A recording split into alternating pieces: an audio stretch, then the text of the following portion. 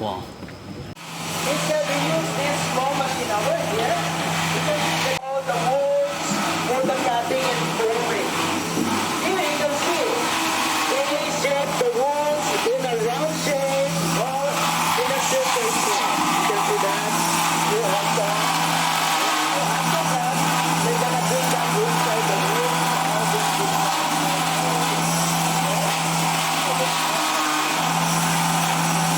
Okay, let's now go to the wood carving department area.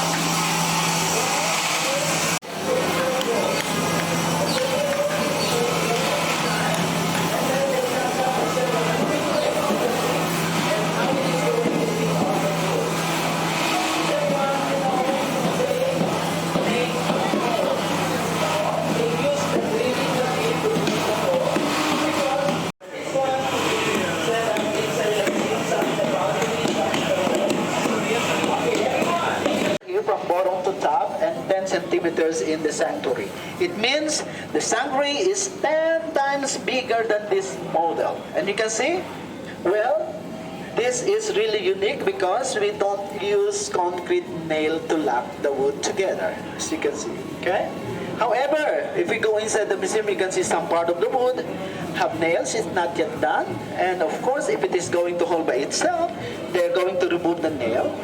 And now, come closer so we can imagine how the museum is created piece by piece using our wooden joint techniques. Okay, we have this wood joint techniques. Huh?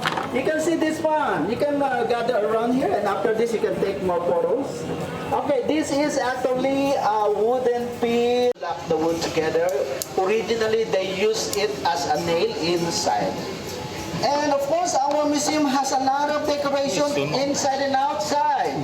And this is the butterfly joint. You can see, okay, the back decoration and using only glue to, fix it together. And if they want to add more and more, you can see here, they use the long dovetail. Okay, this is the long dovetail to add more decoration. Adding more decoration, you can see at the back. Okay, those are beautiful. Now, take a quick glance of our museum.